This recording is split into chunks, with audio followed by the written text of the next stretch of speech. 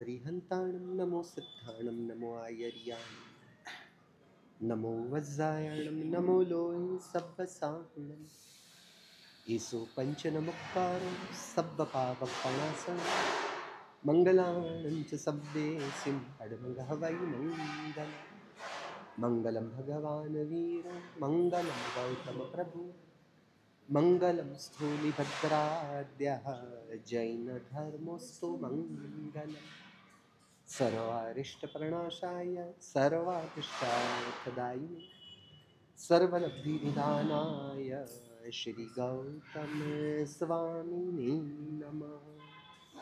अज्ञानतिमिरान्धानां ज्ञानाञ्जनशलाकया नेत्रमुन्मीलितं येन तस्मै श्रीगुरवे नमः।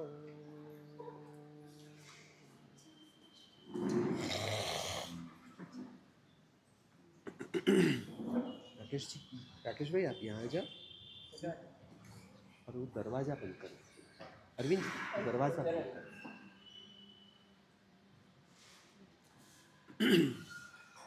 नवपथ की शाश्वती होली के 5वें दिन पर आकर हम खड़े।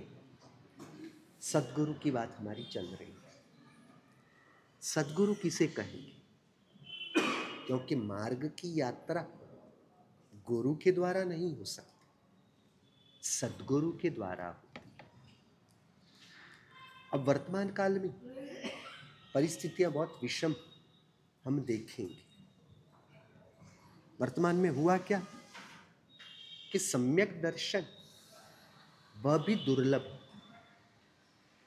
व्यवहार सम्यक दर्शन की बात नहीं, आत्मा की अनुभूति के आधार पर होने वाली सम्यक दर्शन की स्थिति, उसकी बात।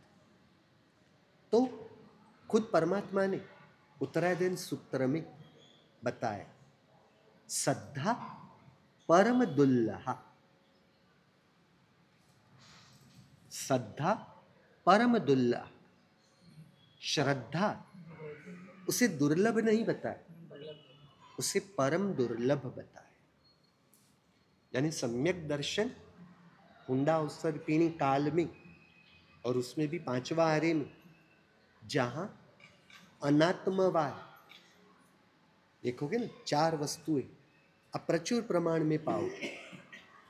अनात्मवाद यानी आत्मा की श्रद्धा, जागृति, महिमा लगभग पाई नहीं जाए। अनात्मवाद साथ में भौतिकवाद, मटीरियलिस्टिक वर्ल्ड, जड़ पदार्थों की महिमा। अनात्मवाद, भौतिकवाद, भोगवाद, खाओ पियो जलसा करो। इसलिए आज के युद्ध का एक यानी नियम बन गया, सेक्स एंड सक्सेस, ये दोनों चाहिए। ये बात मुझे किसने बताई थी? गांधीनगर में, गुजरात, गांधीनगर गुजरात की राजधानी, गांधीनगर राजधानी अहमदाबाद नहीं, हाँ, अहमदाबाद से 30 किलोमीटर आगे। तो गांधीनगर में अपने एक एमएलए लेवल के अच्छे आराधक श्रावक ने कहा कि महाराज साहब, हमें तो राज्य लेवल पर विजन देखना होता है। तो वर्तमान के युद्ध यानी यंग जनरेशन का ये लोगो बना है, खाओ पियो, सेक्स एंड सक्सेस, सफलता को प्राप्त करनी। फिर सफलता कैसे भी प्राप्त क्यों ना हो, उसके साथ उनको कोई लेना देना नहीं। इसलिए तीसरे नंबर में आया भोगवाद, और चौथे नंबर में है स्वार्थवाद। अपना स्वार्थ साध, दूसरों का जो होना हो वो हो, दूसरों को नुकसानी में डालकर अपना मुनाफा होता हो तो चलेगा, होने दो। ऐसी स्थिति में क्या बताया परमात्मा ने कि श्रद्धा परम दुर्लभ, सम्यक दर्शन परम दुर्लभ है। इसलिए हुआ क्या कि सम्यक दर्शन में आत्मा की अंतर्दशा किस प्रकार की होती है ना, उसके बारे में संघ जानता ही नहीं। अच्छे अच्छे बड़े बड़े महात्मा जो शास्त्र के पारगामी हैं, 45 आगमों के पारगामी भी शास्त्रों से सम्यक दर्शन को समझने की प्रक्रिया करते हैं। अनुभूति के स्तर पर सम्यक दर्शन में अंतरात्मा की दशा क्या होती है, किस प्रकार की होती है, वो समझने के लिए वो जानता ही नहीं। इसलिए क्या हुआ है पता है, व्यवहार की महिमा इतनी बढ़ा दी कि निश्चय की महिमा भूल गए। हमने क्या किया, स्थानकवासियों ने प्रतिमा पूजन का निषेध किया, हिंसा को बताते हुए प्रतिमा पूजन का निषेध किया। हमने क्या किया, संघ को ही मूर्ति पूजक नाम बना दिया। संघ का नाम मूर्ति पूजक, मूर्ति पूजक थोड़ी नाम में रहना था, इसलिए मूर्ति पूजा को पकड़ लिया और वो हिंसा के लिए बहुत बोलने गए। हमने उसकी परवाह किए बिना ही महापूजा हो तो केले के वो जो तने हो उसी को उठा के पूरा रख, भले ही विराधना होती है, भाव भाव भाव भाव भाव। वर्धमान शक्रस्तव की जो बड़े पैमाने पर परमात्मा के अभिषेक होते हैं, देखो तो पुष्पों को जो उछाला जाता है उस समय उस मुमुक्षु जीव में हमें ऐसा लगता है कि उस मुमुक्षु जीव में वनस्पति जीव है, वह श्रद्धा उस समय उसके अंतर में वह श्रद्धा है या नहीं, जिस प्रकार से।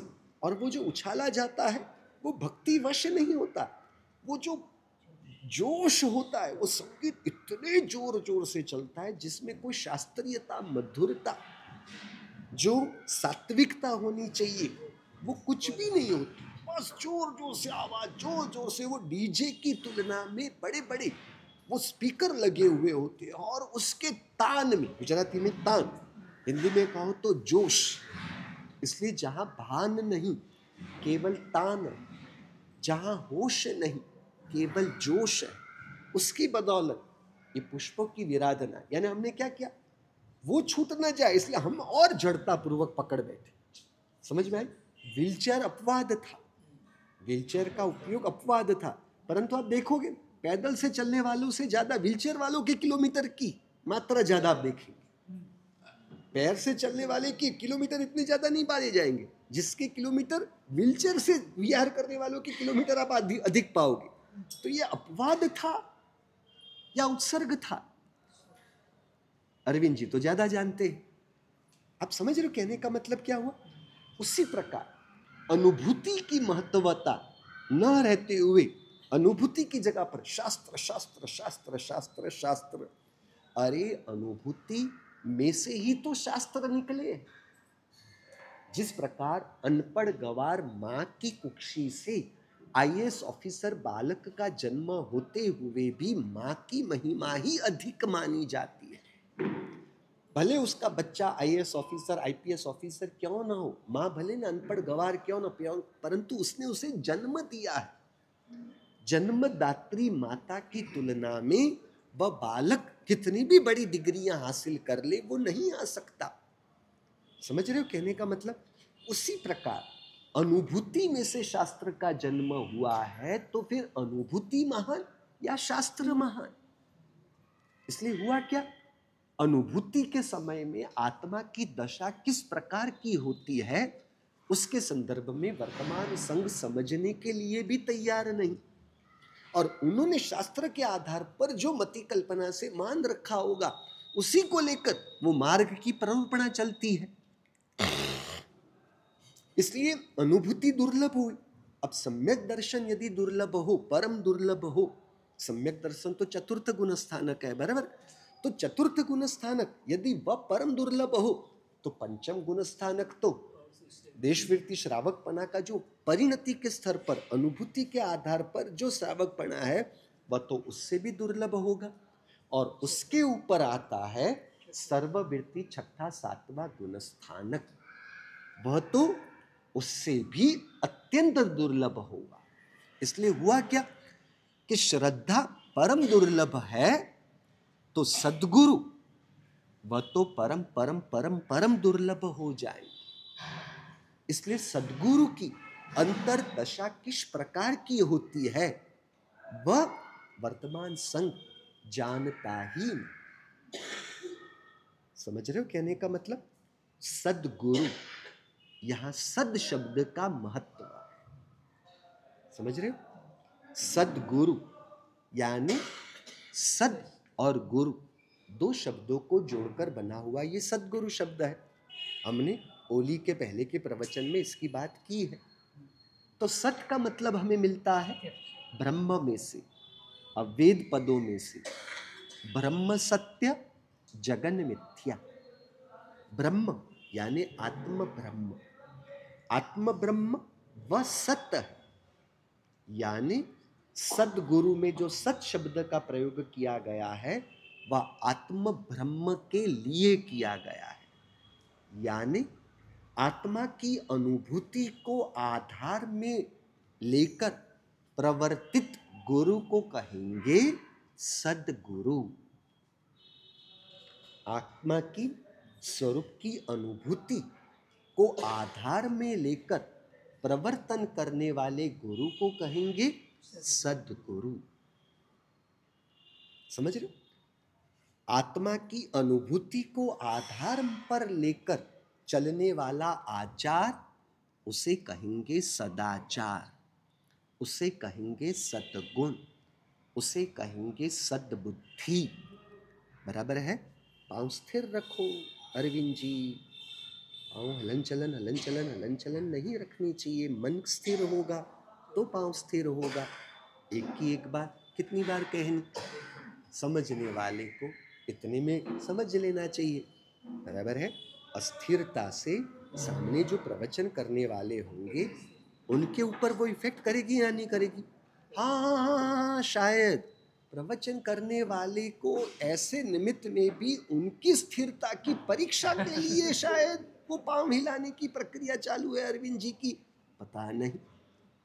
बराबर है?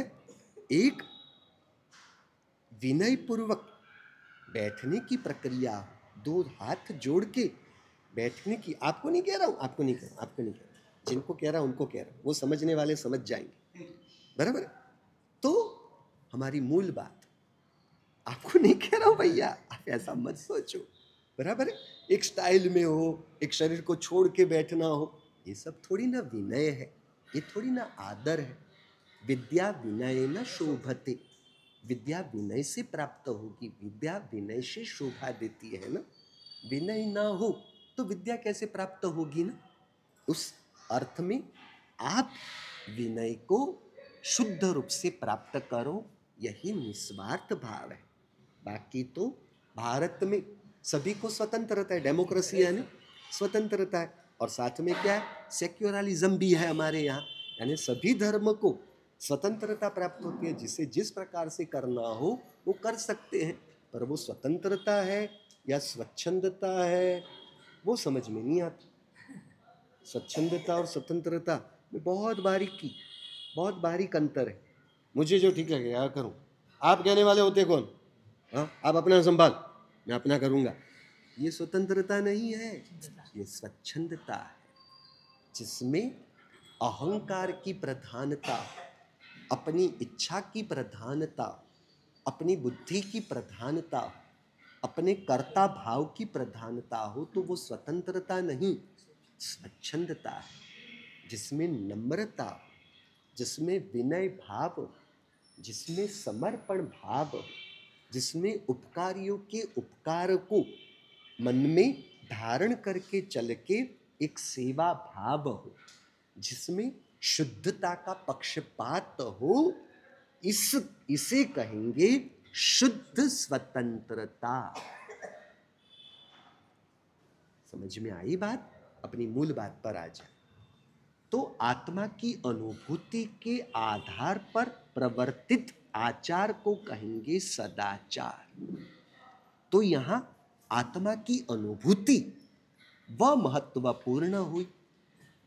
अब आत्मा की अनुभूति को आधार में रखकर प्रवर्तन करने वाले गुरु को कहेंगे सदगुरु। अब इसे खोलना है। आत्मा की अनुभूति को आधार में लेकर चलने वाले गुरु। आत्मा की अनुभूति का आधार यानी किसकी अनुभूति का आधार था? तो आत्मा अपने मूल स्वरूप से परमात्मा से भिन्न थोड़ी ही ना है।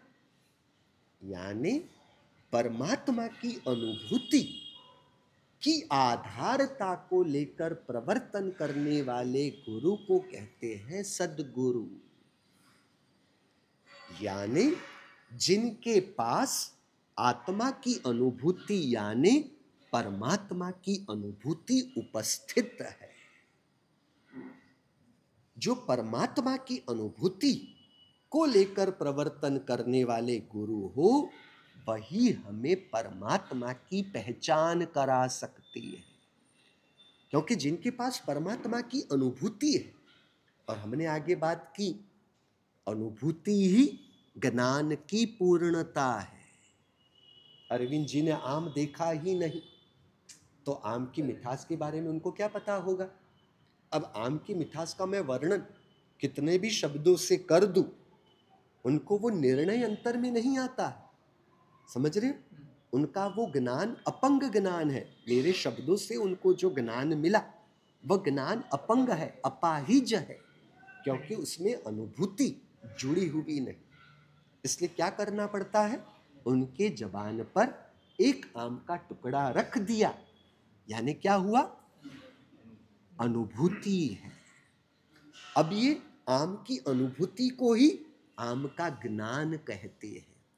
इसलिए जैन दर्शन में अनुभूति की महत्ता सबसे अधिक है, क्योंकि अनुभूति ही ज्ञान है।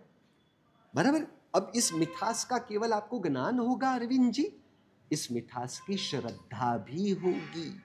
यानी अनुभूति ही ज्ञान है, अनुभूति ही श्रद्धा है। यानी जिनके पास परमात्मा की अनुभूति है, यानी जिनके पास परमात्मा की अनुभूति का ज्ञान है, वही परमात्मा का बोध हमें दे पाते हैं। बात समझ रहे हो? वही हमें परमात्मा के साथ जोड़ सकते हैं। जिन्होंने परमात्मा को अनुभूति से जाना ही नहीं, वो परमात्मा के बारे में क्या बता सकेंगे, कैसे बता सकेंगे। और हमने आगे बात की, मोक्ष क्या है, आत्मा की शुद्ध अवस्था, पूर्ण अवस्था, जो आत्मा में से ही प्रकट होती है। यानी मोक्ष आत्मा के मूल स्वरूप में उपस्थित है, मौजूद है। आत्मा की अनुभूति का मतलब है मोक्ष की अनुभूति। क्या कह रहा हूं? आत्मा की अनुभूति वही है परमात्मा की अनुभूति, आत्मा की अनुभूति वही है मोक्ष की अनुभूति। यानी जो सद्गुरु के पास मोक्ष की अनुभूति है ना, और अनुभूति आधारित ज्ञान है, वही मोक्ष का बोध हमें दे पाती है। आत्मा ज्ञान स्वरूपी है, यानी आत्मा की अनुभूति यानी ज्ञान की अनुभूति। जिनके पास आत्मा के जीवंत ज्ञान की अनुभूति है, वही हमें ज्ञान गुण की पहचान करा सकती है। आत्मा आनंद स्वरूपी है।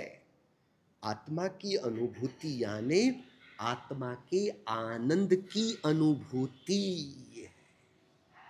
यानी हुआ क्या, देखो हम हैं पहली सीढ़ी पर खड़े, हम पहली सीढ़ी पर खड़े, परमात्मा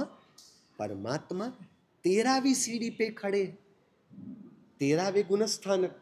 बराबर है? या तो सिद्ध पद जो 14 गुणस्थानक के ऊपर है, सिद्ध परमात्मा 14 गुणस्थानक 14 सीढ़ियों के ऊपर खड़े हैं, परमात्मा 13वीं सीढ़ी पर खड़े हैं। तो सद्गुरु कहाँ खड़े हैं? सद्गुरु 6ठे और 7वीं सीढ़ी पर खड़े हैं। तो समझ रहे हो? आपको पता होगा कमलेश जी, एक प्रकार का हम सामान का लेन देन कभी कभार इस प्रकार से ही करते हैं। क्या करते हैं हम? मुझे अरविंद जी तक कोई सामान देना हो तो मैं क्या करूंगा, अरविंद जी आपको यहाँ बुलाऊं और फिर उनको दूं और फिर वो वहाँ लेकर जाए, ये तो लंबी बहुत यात्रा हो जाएगी। तो हम क्या करेंगे, बीच में राकेश जी बैठे हुए हैं, राकेश जी को ये दे दूं तो क्या होगा, राकेश जी तुरंत उनको, तो अरविंद जी को आना जाना नहीं करना पड़ा, राकेश जी को भी आना जाना नहीं करना पड़ा, और अल्प प्रयास से, अल्प श्रम से हमारा कार्य जो अरविंद जी तक वो सामान पहुंचाना था वो सरलता से हो पाता है। होता है ना, इस प्रकार का हम काम करते हैं। अरविंद जी के द्वारा मुझे कुछ सामान लेना है, उनके पास से कुछ सामान लेना है, तो अरविंद जी को यहाँ पर वो सामान उठा के लाने की जरूरत नहीं, वो राकेश जी को देंगे, राकेश जी से मैं ले लूंगा। इसी प्रकार की हमारी यात्रा बताई। यात्रा सद्गुरु के बिना कभी भी नहीं हो सकती। इसीलिए परम गुरु के आलंबन से केवल ज्ञान प्राप्त करने वाले जीवों से असंख्य गुण जीवों की संख्या बताई, सद्गुरु से केवल ज्ञान वितरागता प्राप्त करने वालों की, क्योंकि सद्गुरु वह बीच में माध्यम है, दलाल है, एजेंट है। समझ रहे हो, हम पहली सीढ़ी पर है, अरविंद जी यानी परमात्मा, यानी 13वीं सीढ़ी पर वो खड़े हैं परमात्मा, और सद्गुरु यानी राकेश जी जो यहाँ पर खड़े, वो 7वीं सीढ़ी पर खड़े हैं, 6थी सीढ़ी पर खड़े हैं, जो हमें परमात्मा तक पहुंचाने के लिए प्रबल उपकारी बनते हैं, उपयोगी बनते हैं।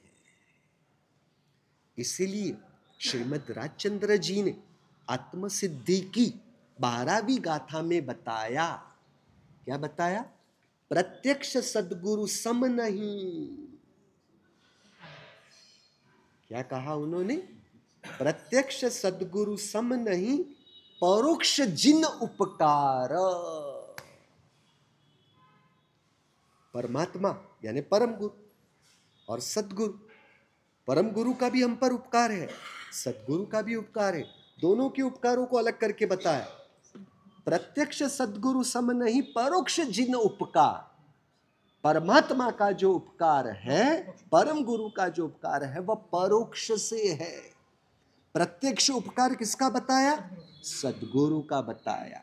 प्रत्यक्ष और परोक्ष का मतलब क्या होगा, परोक्ष यानी इनडायरेक्ट उपकार और प्रत्यक्ष यानी डायरेक्ट उपकार। डायरेक्ट उपकार किसका है, सद्गुरु का है, परम गुरु का तो इनडायरेक्ट उपकार है। इसलिए आत्मसिद्धि की 18वीं गाथा में कहा, मानादि शत्रु महा। आपकी बात नहीं है, दूसरों की बात है। मान वगैरह, मानादि मान वगैरह, शत्रु महा यानी वो महाशत्रु है, बहुत बड़े शत्रु है। अहंकार शत्रु है। ये सब ज्ञानी लोग क्या क्या सोचते हैं, क्या क्या बताते हैं। अहंकार को उन्होंने महाशत्रु बताया। अरे हम तो उसे शत्रु भी नहीं मानते, हम तो अहंकार से ही तो सुख मानते हैं, वो तो हमारा परम मित्र है। क्यों ज्यादा बताए, गलत बताए नहीं ना। आपके घर की गुचरी है कमलेश जी, अनिल जी, आपके घर की गुचरी का ये प्रभाव है, वरना मैं ऐसा नहीं हूं, मैं ऐसा नहीं बोलने वाला हूं। क्या हंस क्यों रहे हो, हाँ अरविंद जी, हाँ आपके घर की गुचरी के बिना थोड़ी ना ऐसा बोलना हो सकता था मेरे द्वारा। समझ रहे हो क्या कहा, अहंकार वो शत्रु है या मित्र है, आप बताओ, अहंकार शत्रु है या मित्र है। वो बोलने में, जानने में, हाँ वो आपने ठीक बताया, मानने में क्या है, मानने में क्या है। आप जानते तो बहुत कुछ हो और बोलते भी बहुत कुछ हो, पर मानते कितना हो उसमें से, वह महत्वपूर्ण है। झूठ बोलना नहीं चाहिए, झूठ बोलते हैं तो पाप लगता है, ये बोलते हो, जानते हो, पर मानते, मानते, हाँ जब झूठ बोले बिना चलता नहीं, और झूठ बोलना वह द्रव्य दोष है। आप समझ लेना, झूठ बोलना वह द्रव्य दोष है, द्रव्य पाप है। परंतु झूठ से सुख की मान्यता रखते हुए झूठ में पाप की बुद्धि ना रहे, वह निश्चय पाप है, वह भाव पाप है। द्रव्य पाप आत्मा का इतना नहीं बिगाड़ता जितना भाव पाप बिगाड़ता है। बोले तो सही, परिग्रह थोड़ी ना पाप है। परमात्मा कहते हैं परिग्रह पाप है, परिग्रह पाप है, परिग्रह पाप है। हाँ, परिग्रह पाप है।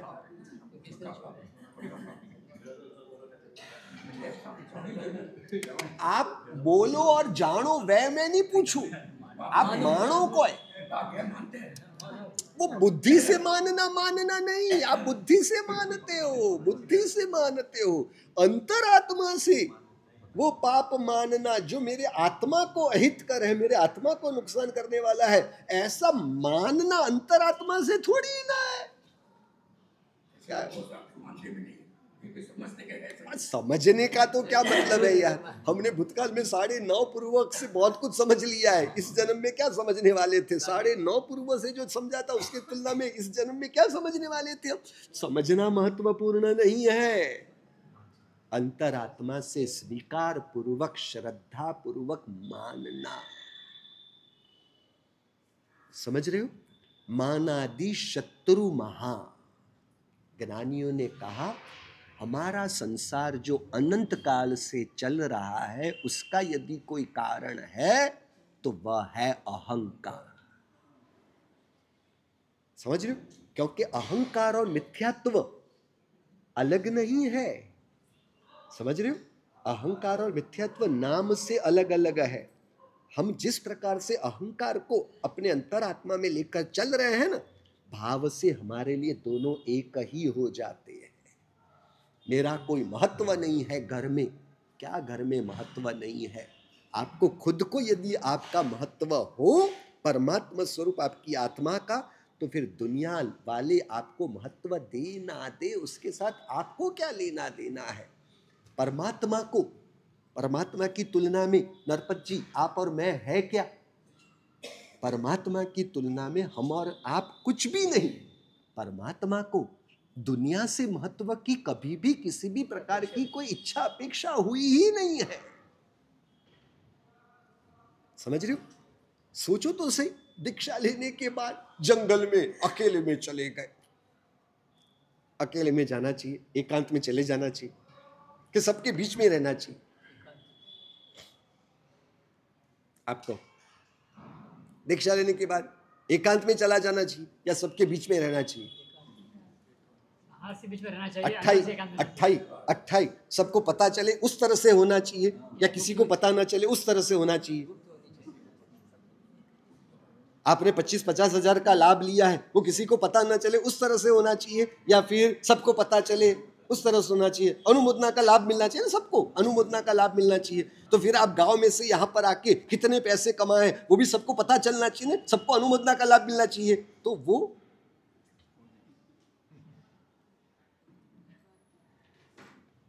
क्या हो? सबको पता चलना चाहिए ना, अनुमोदना और लाभ मिलना चाहिए। अनुमोदना और लाभ, तो आप कितने श्रीमंत हो गए हो, वो अनुमोदना का लाभ अनिल जी मिलना चाहिए कि नहीं मिलना चाहिए? हाँ, तो फिर आपके पास कितने कैश है, कितनी प्रॉपर्टी है, स्टेट है, रियल एस्टेट वगैरह, कितने गोल्ड है, डायमंड है, सिल्वर है, वो सबको पता चलना चाहिए ना। हाँ, क्या? मानादि शत्रु महा निज छंडे न मरा।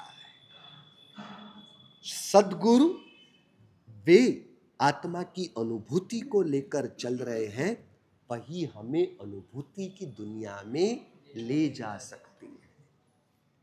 जो खुद अनुभूति को प्राप्त नहीं, वो हमें किस प्रकार से अनुभूति के मार्ग पर आगे बढ़ाएंगे? समझ रहे हो? पन्यास बतरंकर विजय जी महाराज साहब, साधक आत्मा, आत्मज्ञानी पुरुष, अब उनको समर्पित किरण जी, वो कहते हैं कि वो सब तो बहुत बड़े सदगुरु की बात है। सदगुरु की, मेरे लिए गुरु की परीक्षा करने के रूप में जो गुरु आपके पास भेदभाव की बात करे, वो आपको अपने अभेद स्वरूप तक कभी भी नहीं ले जा सकते। तो जो भेदभाव की बात करे वह गुरु हो सकते हैं, सदगुरु कभी भेदभाव की बात नहीं कर सकते। अब ये किरण जी कैसी बात कर रहे हैं?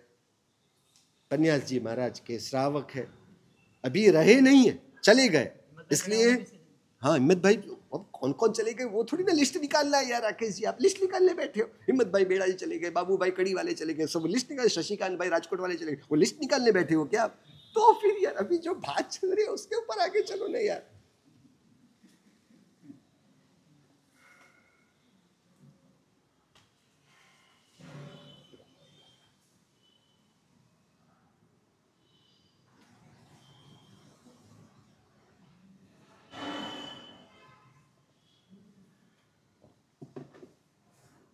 जो भेदभाव की बात करे वो हमें अपने अभेद स्वरूप के साथ कैसे जोड़ सकते हैं?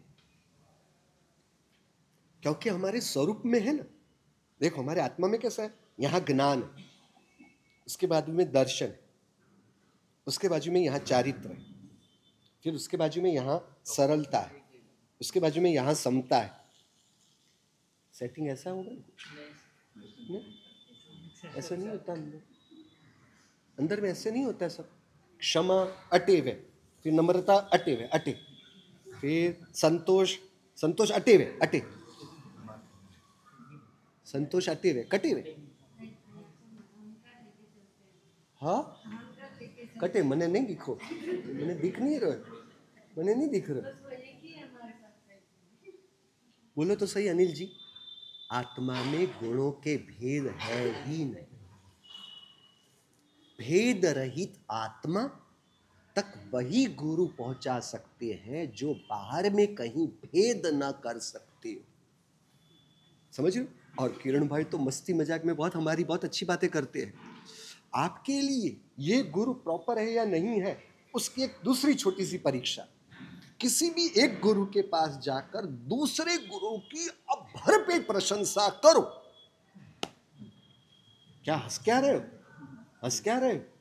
भरपेट प्रशंसा करो और फिर देखो कोई वे। आगे का तो कहने की जरूरत नहीं, समझ गया। आप तो बहुत होशियार हो यार, आप तो बहुत होशियार हो यार। किसी की प्रशंसा जो आपको अंतर से खुशी पूर्वक यदि वो सुन सकते हैं तो भी वो गुरु आपके लिए उपयुक्त है।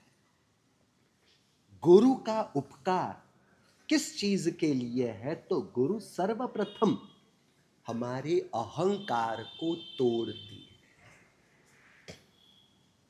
गुरु 4 प्रकार के कार्य करते हैं। और दूसरी एक बात भी बता दी, हमारे आनंदगंज जी महाराज साहब कैसे है पता है? उन्होंने है ना धर्मनाथ भगवान के स्तवन के तीसरी गाथा में क्या कहा पता है? बहुत अलग अलग बातें सब मिलेगी आपको, तो आपको सोचना पड़ता है। कहा प्रवचन अंजन जो सदगुरु करे देखे परम निधान जिनेश्वर। क्या कहा उन्होंने पता है? उन्होंने कहा प्रवचन अंजन, ये अंजन शलाका की प्रक्रिया बताई। वो मूर्ति में प्रतिमा में परमात्मा की अंजन शला की बात नहीं है यहाँ पर, यहाँ वो अंजन शलाका की बात नहीं है। यहाँ तो जीवंत आत्मा में परमात्मा की अंजन शलाका प्रतिष्ठा करनी है, प्राण प्रतिष्ठा करनी है, उसकी विधि बता रहे। वो बता रहे कि प्रवचन अंजन जो सदगुरु कर, यानी प्रभु के वचन, प्रभु के वचन रूपी अंजन, समझ रहे हो? प्रभु के वचन रूपी अंजन जो सदगुरु करे। कुछ समझ नहीं समझ रहे? प्रभु के वचन रूपी अंजन जो, यानी यदि सदगुरु करे, प्रभु के वचन रूपी अंजन यदि सदगुरु करे, यानी क्या हुआ? ये क्या हुआ? ये क्या हुआ? इन लोगों में है ना, भागवत में आता है, हिंदुओं के भागवत में आता है, हरि लखे ते अक्षर होय। क्या कहा उन्होंने? हरि लखे ते अक्षर होय। इसका मतलब क्या? जो लिखते हैं वो अक्षर ही होते हैं। आपको पता है वो प्रभु तमारा पगले पगले पापा पगली मांडी छे, ये हमारा गीत नहीं है भैया। हाँ, हम तो कॉपी करने में मास्टर है, हमारे जैनों को तो कॉपी करने में मास्टर ही है, मास्टर ही हासिल हुई है। ये किसके लिए था पता है? ये तो स्वामीनारायण लोगों ने, जयदेव स्वाध्याय के द्वारा ये गीत बनाया गया था। हरि के अनुलक्ष्य में ये गीत था। प्रभु तमारा पगले पगले तो प्रभु नहीं है, हरि तमारा पगले पगले पापा पगली मांडी छे।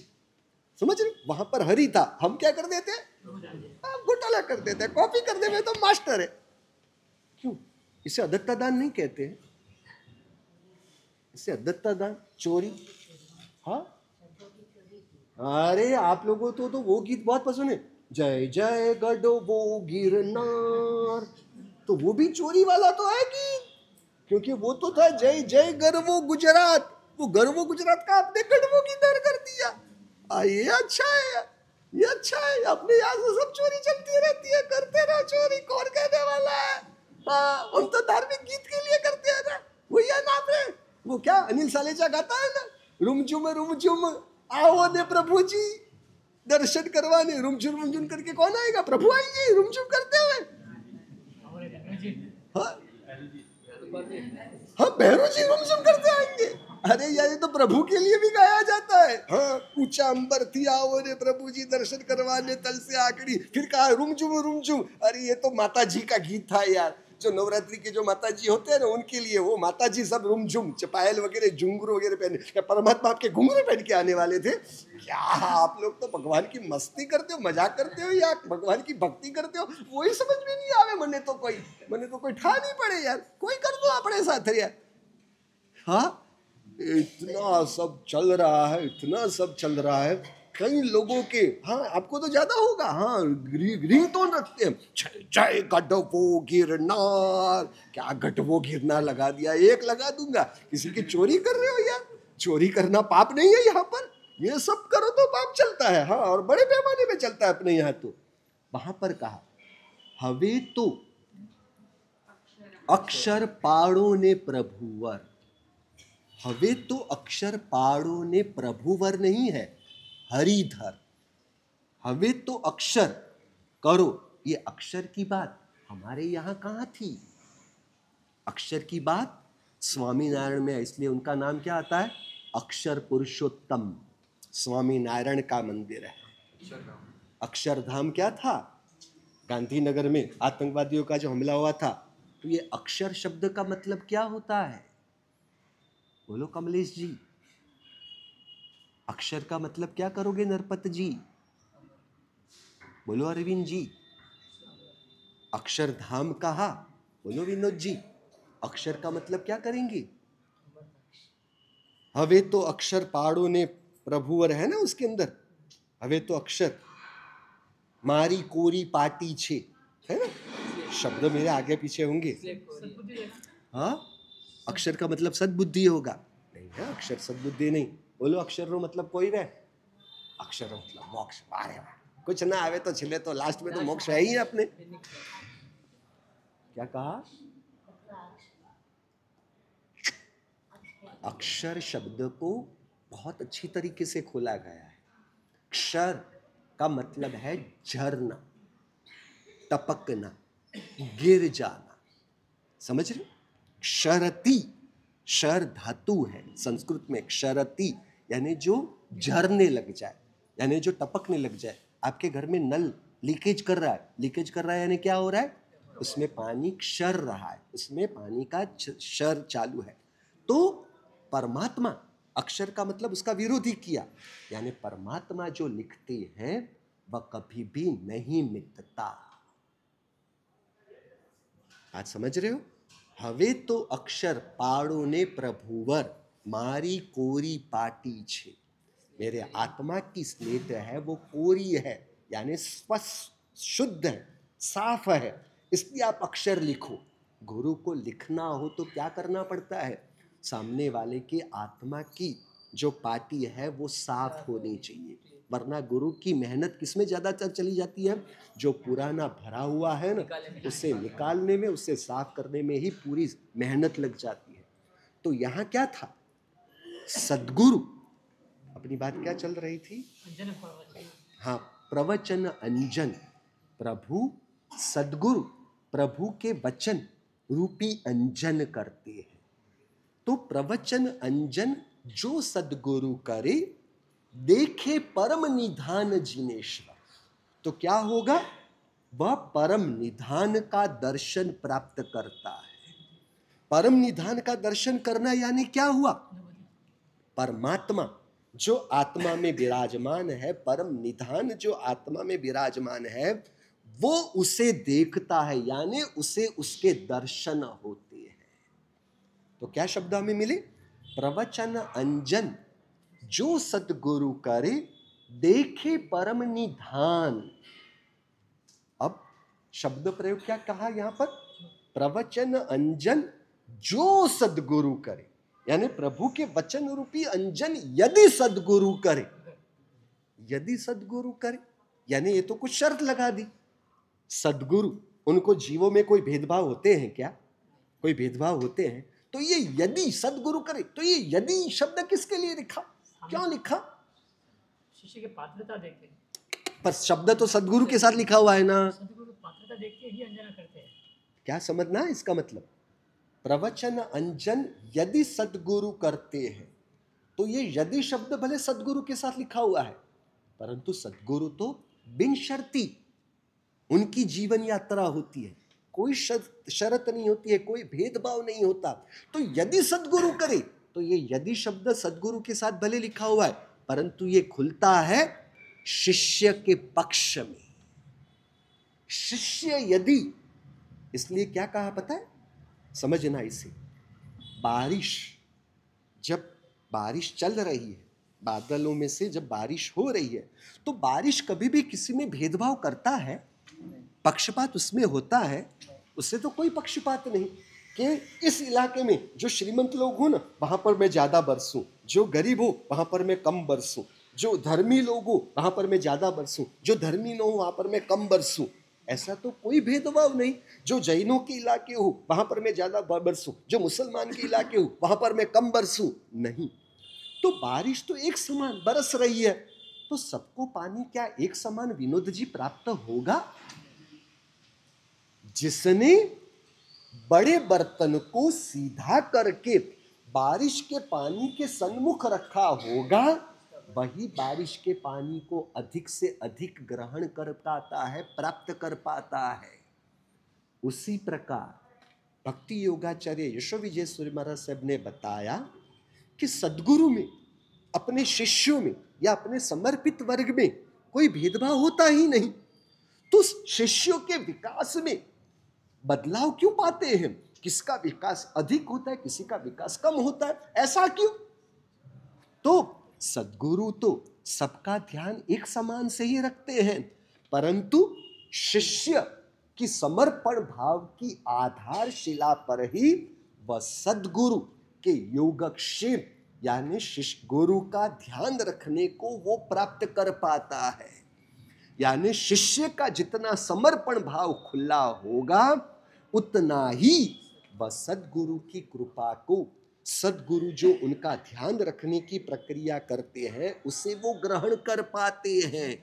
यानी सद्गुरुओं को शिष्य के समर्पण भाव की आवश्यकता या अपेक्षा है ना? अरे ये सब क्या घोटाला कर रहे हो आप लोग? शिष्य समर्पित होगा तो ही वह सद्गुरु को ग्रहण कर पाएगा ना। तो शिष्य के समर्पण भाव की आवश्यकता सद्गुरु को है ना। गुरु को शिष्य के समर्पण भाव की इच्छा अपेक्षा नहीं। समझ रहे हो? गुरु शिष्य की अपेक्षा भाव की, समर्पण भाव की अपेक्षा रखे ना यदि, तो वह सद्गुरु नहीं। गुरु यदि शिष्य के समर्पण भाव की इच्छा रखे तो वह सद्गुरु नहीं होते, क्योंकि जिसने परमात्मा की अनुभूति प्राप्त कर ली है, इससे बढ़ के इस जगत में कुछ है कि अभी कोई इच्छा शेष बाकी रह जाती हो? गुरु तो, सद्गुरु तो आत्मा की अनुभूति से ही परम तृप्त होने से उन्हें किसी भी प्रकार की शिष्य के समर्पण भाव की इच्छा अपेक्षा नहीं होती। अरे आपको आपकी भाषा में समझा दूं, क्या डॉक्टर को आपके समर्पण भाव की अपेक्षा है? एमएस डॉक्टर होते हैं ना, एमएस। एक मिनट पहले पूछ तो लूं, अनिल जी, आप ऑपरेशन करने के पहले सिग्नेचर करके डॉक्टर को क्या लिख के दे देते हो? उत्सव जी, आपके पास वो सिग्नेचर करवा जाते हैं ना, आपके पास वो सिग्नेचर करवाते हैं। सिग्नेचर किस बाबत के लिए करवाते हैं वो डॉक्टर? हाँ, क्या क्या क्या क्या अनहोनी यानी क्या? हाँ, अरे सीधी भाषा में बोलो ना यार डॉक्टर, आपके हाथों में यदि मर भी जाऊं तो भी आपको कोई मारेगा नहीं, इतना ही है ना यार, बोलो ना यार। क्या सब होनी अनहोनी ये सब बोल बोल बोल, कुछ भी हो जाए, ये हो जाए वो हो जाए, सीधी सादी भाषा में यही है ना। यानी आपके हाथों डॉक्टर यदि मैं मर जाऊं तो भी आपको कोई हाथ भी नहीं लगाएगा। आप ऐसा लिख के दे सकते हो? हाँ, यानी उनके हाथों से आपकी मृत्यु हो जाए तो भी चलेगा? हाँ, नहीं, मैं समझने के लिए चाहता हूं, उनके हाथों से आपकी मृत्यु हो तो भी आपको कोई दिक्कत नहीं? हाँ, नहीं, परंतु मेजर ऑपरेशन है, क्रिटिकल है, ये कह दे कि विश्वास है कि मरने वाले नहीं है तभी लिख के देते, ऐसा है? तो फिर सोचो तो सही, शरीर के स्तर पर यह आपका सर्वोत्कृष्ट समर्पण भाव था, विश्वास भाव था। समझ रहे हो क्यों ऐसा हुआ?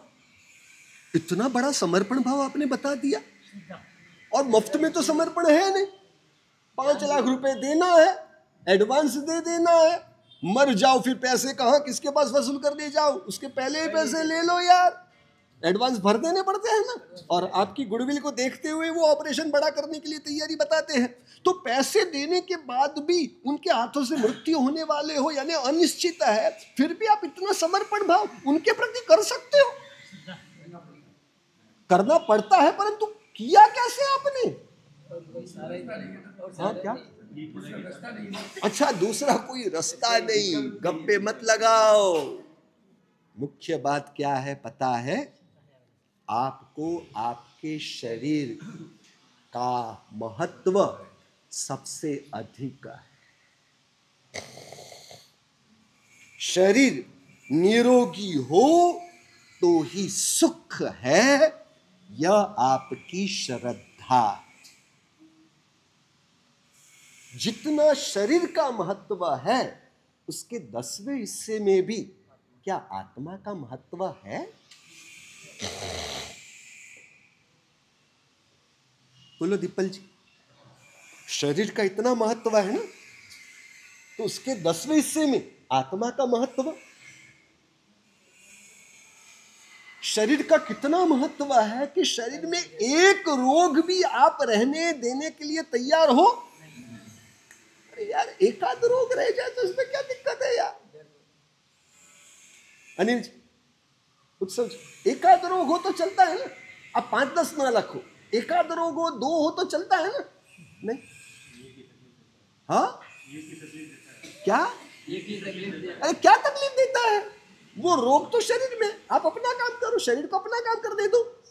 शरीर में एक रोग भी नहीं रहना चाहिए, छोटा सा भी रोग नहीं रहना चाहिए, और आत्मा में अनेक दोष हो तो चलता है। हाँ? आत्मा में अनेक दोष हो तो चलता है। हाँ? हाँ? नहीं नहीं, वो अज्ञानता थोड़ी ना है, ये बातें केवल बोलने के लिए है यार। डॉक्टर पर विश्वास है, वो मुझे रोग से मुक्त कर सकता है। सद्गुरु पर विश्वास है, वह मुझे आत्मा में से परमात्मा बना सकते हैं। परंतु सबसे मूल की बात, आत्मा का ही महत्व नहीं, और आत्मा में अनेक दोष रहते हो, उससे मेरे अनंत काल का परिभ्रमण चल रहा है। यही दोषों की परंपरा यदि मेरे आत्मा में संस्कार रूप रहेंगे तो और मेरा कितना काल बढ़ने वाला है, परिभ्रमण रहने वाला है, उसकी परवाह भी नहीं। समझ रहे हो?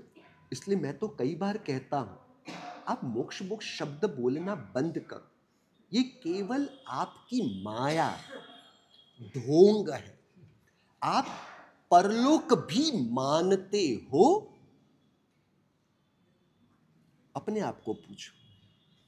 यह जन्म पूरा होने के बाद अगला जन्म है, ऐसा अंतर आत्मा से संवेदनशीलता पूर्वक मानते हो?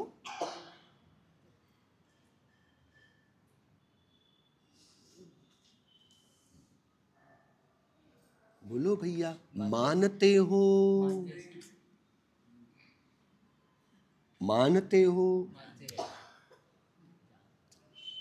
कमलेश जी, यहां से आपको सूरत शिफ्ट होना है, वहां सेट होना है, बराबर है?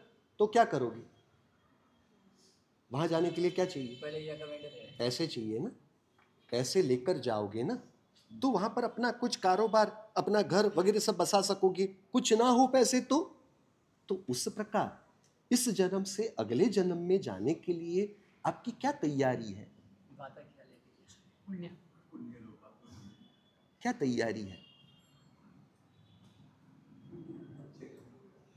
क्या तैयारी है? कौन सी तैयारी है? पुण्य की तो माया करना ही नहीं है भैया। हाँ, पुण्य पुण्य तो केवल बोलने में है। क्योंकि मैं तो आपको कहूं, जो दिखता है उसे आप मानते हो, जो दिखता नहीं है पुण्य, उस पुण्य को आप मानते हो? बोलो, बोलो तो सही। अगले जन्म में जाने के लिए क्या तैयारी है? राजस्थान किसी शादी में जाना है, कितनी तैयारी लेकर जाते हो ना। तो अगले जन्म के लिए हमारे पास कौन सी तैयारी है? कि इसी जन्म में ही हम पूरे पूरे अपने आप को व्यस्त कर रहे बैठे हैं, व्याप्त करके जी रहे हैं। अगले जन्म के लिए कहाँ कुछ सोचते हैं? वो संवेदना अंदर में कहाँ है? हमारे गुरु महाराज तो कई बार बोलते थे, इंसान जब खाने की थाली पर बैठा है ना, यानी भोजन के लिए बैठा है, वो इस तरह से खाना खाता है जैसे कि दूसरा कोई टंक आने वाला ही ना हो। वो उस तरह से अपने आप को पूरा उस मय बना के खाना खाने की प्रक्रिया में जुड़ जाता है। उस प्रकार इंसान उस तरह से जीता है जैसे कि मुझे कभी मरना ही नहीं है। वो उस तरह से पूरा अपने आप को उसी में व्यस्त कर देता है। और दूसरा तो मुझे ये भी समझना है आप लोगों के पास से, यानी कितनी उम्र में इंसान गुजर जाए तो वो छोटी उम्र का नहीं गिनेगा और छोटी उम्र का गिना जाएगा। यानी छोटी उम्र में उनकी डेथ हो गई तो वो कौन सी उम्र है जहां तक आप छोटी उम्र का कहते हो? कुछ ज्यादा तो फेकम फेक मत करो यार। नहीं, अभी किसी के मैंने सुना कि उसके 55 साल की उम्र में वो गुजर गए, बेटी की शादी कराना, बेटा बेटी की शादी कराना बाकी है, 55 साल की उम्र में गुजर गए। तो 55 साल की उम्र छोटी है या बड़ी है? मैं समझने के लिए पूछ रहा हूं। हाँ, नहीं, 55 साल की उम्र छोटी वे बड़ी वे? आप छोटी मानते हो? अच्छा, रेस्पॉन्सिबिलिटी पूरी नहीं करते इसलिए वो, उनको मरने का अधिकार भी नहीं है ना। समझ रहे हो? रेस्पॉन्सिबिलिटी पूरी नहीं की, रेस्पॉन्सिबिलिटी पूरी करो, फिर आपको कहीं पर भी जाना हो तो आपको जाने के लिए कोई रोक टोक नहीं करेंगे। ये कहने का मतलब है ना आपका। शरीर का महत्व है, आत्मा का महत्व नहीं। शरीर का महत्व है इसलिए शरीर में कोई रोग रहने हम नहीं देना चाहते। आत्मा का महत्व नहीं, आत्मा में अनेक दोष रहे, हमें उसकी कोई परवाह नहीं। डॉक्टर पर विश्वास है, सद्गुरु पर विश्वास नहीं। समझ रहे हो?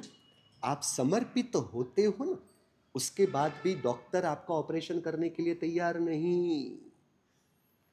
आप वहां पर भी जाने के बाद कुछ सलाह सूचन ना करो, इसलिए आपको वो बेहोश करने के बाद ही ऑपरेशन करना पसंद करते हैं।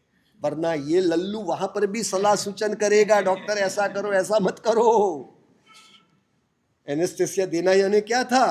चुप कर दिया आपको, कुछ भी बीच में बोलने का आपको कोई अधिकार नहीं मिलने वाला है। चुप बैठना, कुछ भी नहीं बोलना बीच में।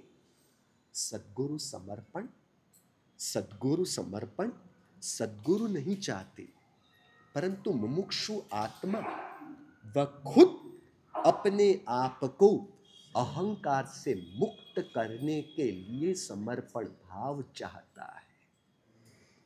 सेकंड नंबर में स्वच्छंदता से, इच्छा कहो या स्वच्छंदता से मुक्त होने के लिए सद्गुरु समर्पण भाव की आवश्यकता रहती है। इसलिए सद्गुरु क्या करते हैं? हमें अहंकार से मुक्त करते हैं। इसलिए सद्गुरु का तो पहला ही काम है आपके अहंकार को तोड़ना। इसलिए गोरखनाथ जी ने तो कह दिया, क्या कहा उन्होंने एक पद में? गोरख मरो, गोरख मरो, गोरख मरे प्रभु मिले। गोरख मरो, गोरख को मरना चाहिए। अरविंद जी, आपको नहीं पता, सद्गुरु सबसे बड़े क्रिमिनल है, सबसे बड़े हिंसक है। वो सबसे पहले आपके अहंकार का, आपके व्यक्तित्व का खून कर देंगे। चलेगा? चलेगा अनिल जी?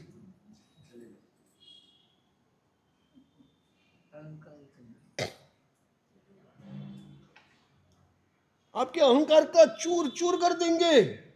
हमारे कच्छ में है एक सद्गुरु, कच्छ में सद्गुरु है। अब उन अनुभूति प्राप्त सद्गुरु है। अब वो तो क्या करते हैं पता है? पहली बार, अब उनका नाम सुन के कई लोग दौड़ के पहुंच जाते वहां पर। वो मुझे ये कहेंगे, वो कहेंगे, उनसे मैं ये समझूंगा, वो समझूंगा। वो तो क्या करते हैं पता है? आप आए, अब उनके पास तो कच्छ जैसे रण प्रदेश में भी है ना, उनके पास आना जाना तो लगा हुआ रहता है। अब आप गए, महाराज साहब हम बेल्लारी से आए, परमेश महाराज से आपका नाम सुना था, इसलिए हमारी भावना थी, बहुत दिनों से, बहुत महीनों से भावना थी आपके दर्शन करने के, इसलिए महाराज साहब हम आए हैं। अच्छा, आए, बैठ सकते हो। फिर क्या करेंगे?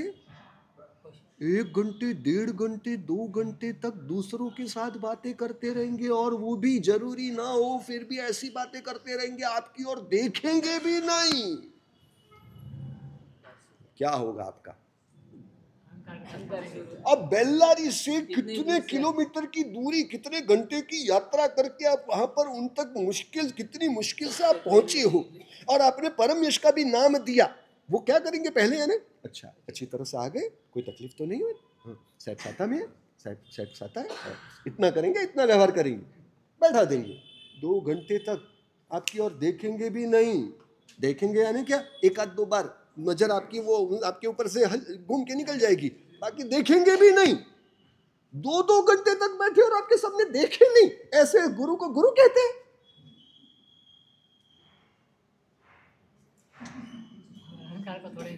हाँ, नहीं नहीं नहीं नहीं।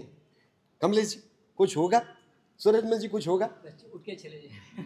हाँ क्या? हाँ, तो उसे थोड़ी गुरु कहते हैं। यानी गुरु किसे कहते हैं वो आपको मैं पूछूं, आप बताओ कि गुरु किसे कहते हैं, वो आप तय करोगे गुरु किसे कहते हैं। ये अच्छी बात है। ऐसा करे तो ऐसा, तो ऐसा, ऐसा करे तो उसे गुरु कहेंगे, ऐसा नहीं करेंगे तो उसे गुरु नहीं कहेंगे। क्यों भैया? गुरु तो स्वतंत्र है।